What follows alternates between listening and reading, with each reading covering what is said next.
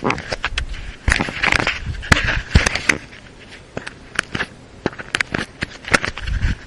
of the great Psalms is Psalm 19. It is a psalm that looks at the two witnesses, we might say, of God, the natural revelation and the special revelation. The heavens are seen as, in the natural revelation, as God's great handiwork, whereas the revelation of the Torah is seen in special revelation, where the Lord illuminates our spiritual eyes, taking us into the truths that natural revelation could not do. So we begin, and as we look at the division of the psalm, in the first 7 verses, we are looking at the whole area of natural revelation, whereas in verses 8 to 15, we are looking at special revelation. It's a beautiful psalm. It begins, Lamnatseach Mizmor LeDavid, for the chief musician, a song or a psalm of David. Notice, Lamnatseach, we have the inseparable preposition in the Lamed, followed by the PL participle in Menatseach. Notice in this participial form we have the Shava followed by the Pathak and the doubling of the middle radical in the Tsati, which gives it away as a PL participle. We have the furtive Pathak under the Chet to make sure that we pronounce the Chet. And so for the preeminent one, which is no doubt the choir director here, Mizmor LeDavid, a psalm of David. Notice Mizmor is a noun, and it means song, and LeDavid, for David, the Lamed here is the inseparable preposition followed by the proper name or the proper noun in David. And I take this as a lamed of autoris, or a lamed of authorship, seeing David as the author of the psalm, and it's being addressed to the chief musician who would lead the Israelite congregation in this great song. Notice then in verse 2, the psalm continues. Hashemayim misaprim kavod el, uma'aseh yadav magid harakia. Notice Hashemayim is the heavens, we would translate it, are declare the glory of God, and the work of His hands, the expanse, shows forth or declares.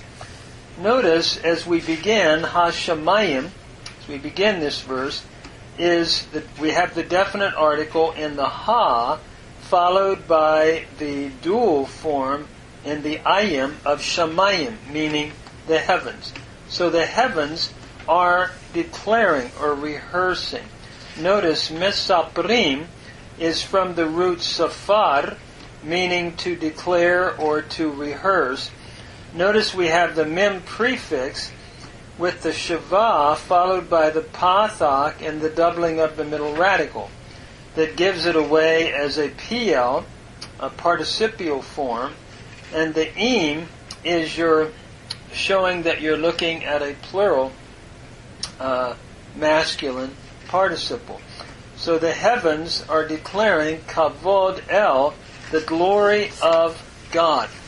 Notice Kavod is a noun meaning glory, and it's in construct with the noun El meaning God.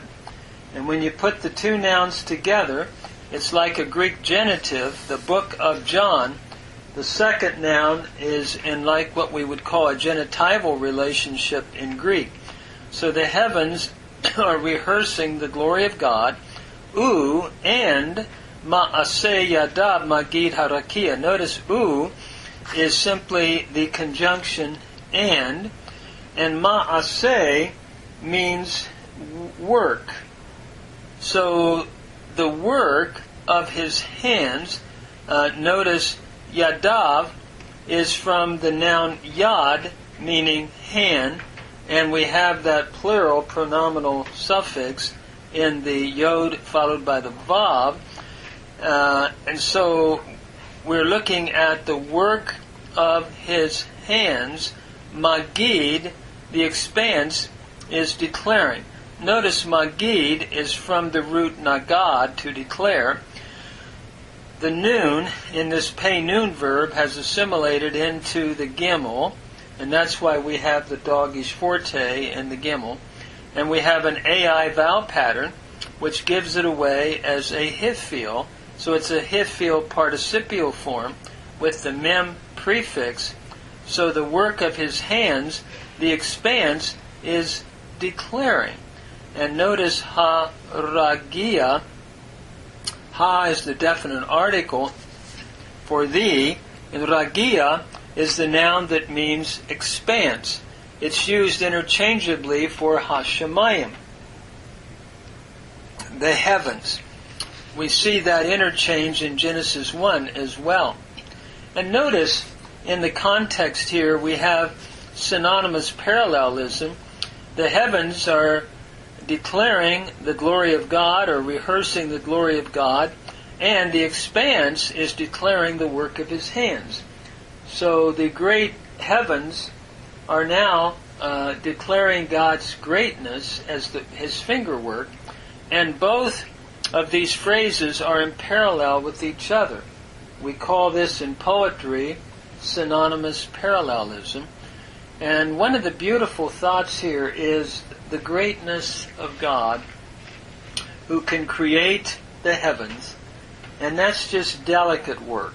That's finger work. When he saves us, he has to bare his arm. It's interesting, they tell us that the nearest galaxy is 30 million light years away, traveling at the speed of light, 186,000 miles per second.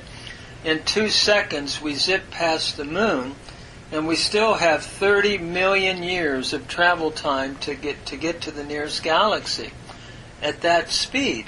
And so what an amazing statement that the heavens simply are declaring the glory of God. It's taken the space station, or the space flight to Pluto 9.5 years to get there at an amazing speed. So, and this is just the beginning, we could say, of even further galaxies. So the greatness of God is seen, the psalmist is saying. And we see it day by day. Notice verse 3. Yom la yom yabia omer, v'layla l'layla yehaveh da'at. Day by day pours forth speech, and night to night declares knowledge.